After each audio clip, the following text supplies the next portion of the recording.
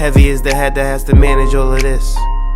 Hey everyone, welcome back to my channel. We're now incentivized to buy what we already buy. Fumbling through college had me building. I also got some done on the other side. And that was right around, I would say, May, maybe, right before renewing the lease for this property. Welcome to the channel, Martha. Thank you for having me here. Oh, I was going to say, I am getting up there in age, I'll tell you what. Bills paid by other people, life was never this good. I had to step back, knowing that it's... Hey everyone, welcome back to the channel. So today I want to talk about what's going on in the hip-hop community and what's actually happening with a lot of these struggle rappers trying to transition into podcasting, YouTube, and all different types of avenues. So growing up in New York City, I just want to say that, I have nothing against those at Ebro in the morning show that just got laid off. They was working at the radio station for 19 plus years. So I'm not going to say that talent was an issue. Their hard work, their dedication, showing up every day, none of that was an issue. In fact, they were getting promoted. There's a lot of things that we simply just don't know about that, and so I'm not going to be speaking about them specifically. If you were doing something for 19 years publicly on display, there's no way that your performance was the issue. That's all I'm going to say on that matter. But what I will say is that we do have a lot of artists that are transitioning out of hip-hop, and you know what? If you're not making money in hip-hop, I don't fault you for trying something new and trying to get to a bag. From T Grizzly, Fabulous, Maino, and others. I don't know everyone's names, but I will say that T Grizzly on one side is having a lot of success in the gaming industry, doing his thing. Wiz Khalifa spun off a whole bunch of products with marijuana and things of that nature. Maino, Fabulous, and I love Fab's music growing up. He was like the punchline king, I would actually say. Him and Lil Wayne going back and forth at it. Fabulous was always able to hop on a beat, flow pretty well, and just do his thing. And everybody knows that I'm a big finance guy. Like, I'm a finance bro, right? And so when we talk, we want to understand what we're getting into. We have Maino and that group, that collective, owing $250,000 on a studio. I'm not automatically going to say that that's a negative, but we also want to understand the cost of the studio, how much profit they're going to have as a newfound podcast, and then, the cost to cash flow and pay all the talent on the staff. Now, who is the head of the snake? Right? Who is the head of the snake? That's the first and foremost thing. 50 Cent stated that he would actually buy half of the podcast. That doesn't necessarily tell me who's in charge, but when Maino says, why half? Why not buy it all? That tells me that he may be a stakeholder in that and be able to actually negotiate on behalf of everyone else, on behalf of the collective. And so he may be in charge of that whole entire run. So when we look at Fabulous, who hasn't put out music in a while, not saying that he has to. We don't know his financial situation and how good he is, whether or not he wants to perform and do these things. Like, personally, I do make music. A lot of people ask me, why don't I go out and perform? I do like performing, but only on collabs, because I get the energy of that other person and I get to, be in my bag in that mode. And I love getting people hyped sometimes, but it's not my thing. I'm real chill. I'm real laid back. For example, my friend was like, hey, let's shoot this podcast outside of the home for a change. Mind you, this is a tax write-off for me to record in the house. So with the studio, they may have some tax implications that they can actually write off.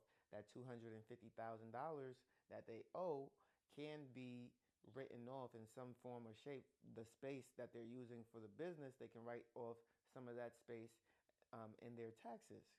And so we don't necessarily know their financial situation.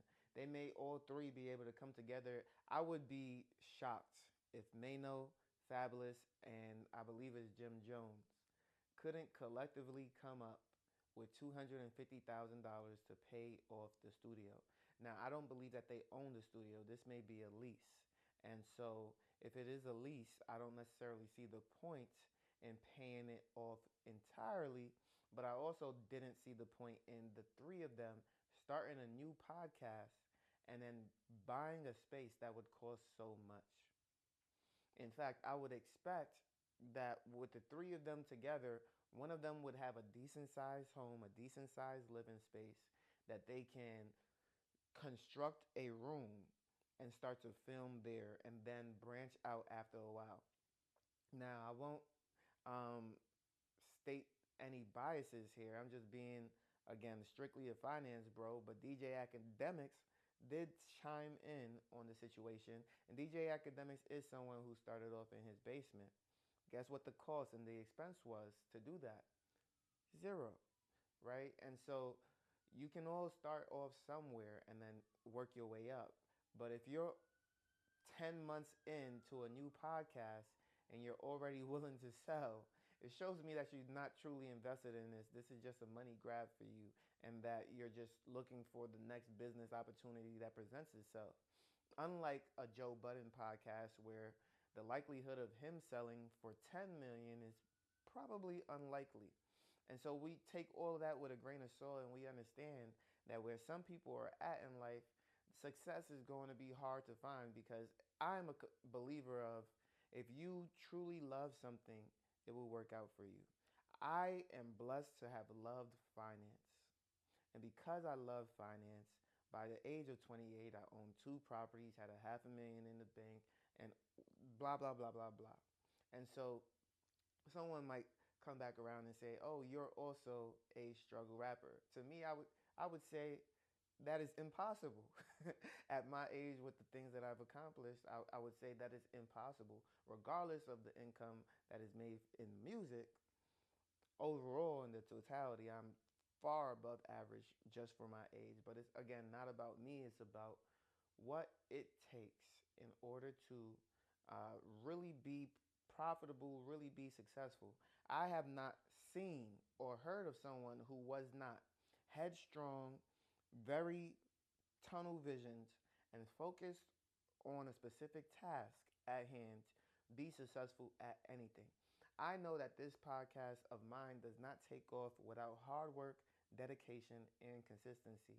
And the reason why I know that is because everything that I've ever done in life has taken hard work, dedication, and consistency. Paying off any, I never had a student loan, but paying off my college tuition as it came required me to work for 3.5 years while in school. Hard work, dedication, consistency. Buying my first home required me to not spend in excess, stay on a budget consistently for 10 months after graduating college. Hard work, dedication, consistency. Buying my second home required me to do that all over again for an additional 10 months. Hard work, dedication, consistency. Furnishing that home within 8 months took hard work, dedication, consistency. And being financially stable after 3 to 4 years took hard work, dedication, and consistency. I've been at this podcast now for almost 2 years. And so we stay driven, we stay focused, we continue to keep pushing on.